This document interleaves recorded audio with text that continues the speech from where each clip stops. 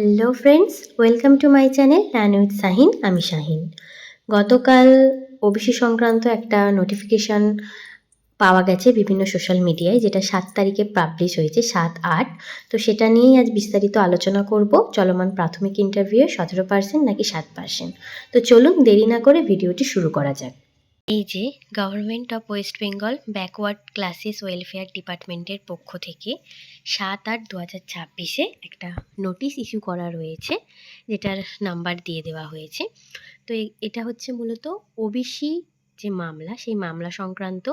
এর আগেও আমরা দেখেছি একটা নোটিশ ইস্যু করা হয়েছিল, যেখানে যে সমস্ত নিয়োগকর্তার মানে রিক্রুটমেন্ট বডিগুলো রয়েছে তাদের স্পষ্ট করে জানাতে বলা হয়েছিল যে এই ওবিসি সংক্রান্ত সমস্যা যখন থেকে চলছে তখন থেকে কোন কোন নোটিফিকেশন বার হয়েছে, কাদের নিয়োগ হয়ে গেছে, কারা অনগোয়িং অবস্থায় রয়েছে, এই সমস্ত 7 দিনের মধ্যে। তো সেটা এতদিন পর মানে 7 দিনে সম্ভব হয়নি, সবাই জানিয়েছে, তার পরিপ্রেক্ষিতেই এই নোটিশ দেওয়া হয়েছে। এবং এই নোটিশে দেখবেন বিভিন্ন জায়গায় হয়ারাস অ্যান্ড হয়ারাস বলে বিভিন্ন লেখা রয়েছে।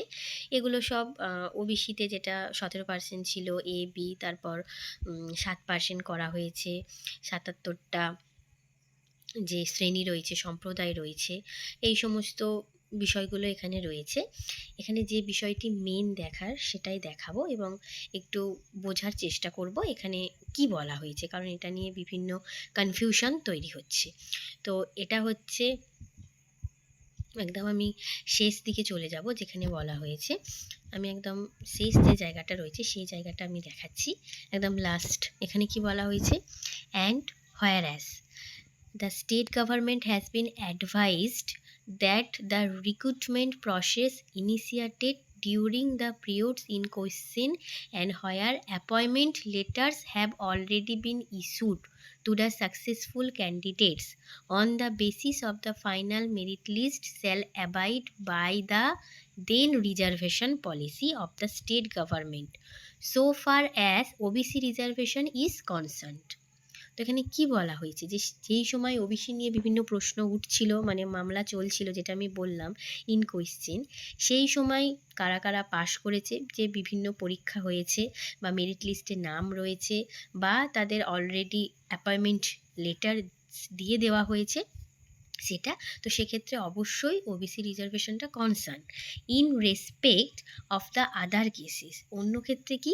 The government has been advise to follow notification published vide number, যে নোটিফিকেশানগুলো দেওয়া হয়েছে 18/5/2026 সেই নোটিফিকেশানগুলো এবং 25/5/2026 যে ডিপার্টমেন্ট থেকে নোটিফিকেশানগুলো দেওয়া হয়েছে সেই নোটিফিকেশান অনুযায়ী কিন্তু ফলো করতে বলা হয়েছে।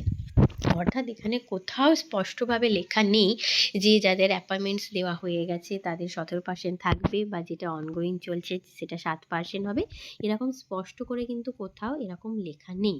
ঠিক আছে, এটা তাদের যে নোটিফিকেশান রয়েছে সেগুলো তাদের ফলো করতে বলেছে। তাহলে আমাদের এই নোটিফিকেশানগুলো দেখতে হবে অবশ্যই।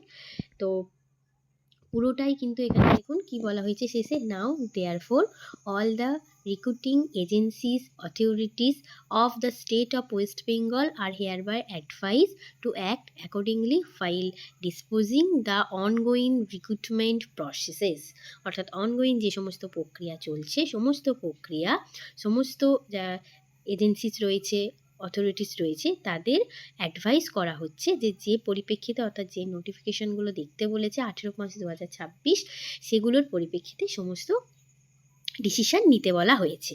এবং দেখুন এখানে সমস্ত কপি ফরওয়ার্ডেড যে করা হয়েছে, দেখুন for information and necessary action to the chairman West Bengal college service commission, municipal service commission, central school service commission, health recruitment board, cooperative, ঠিক আছে, police, medical, board of primary education, secondary education, সমস্ত the district magistrate, all district, সমস্ত জায়গায় সরকারি যে সমস্ত রয়েছে recruitment body বলুন, সেখানে কিন্তু এটা ফরওয়ার্ড করা হয়েছে।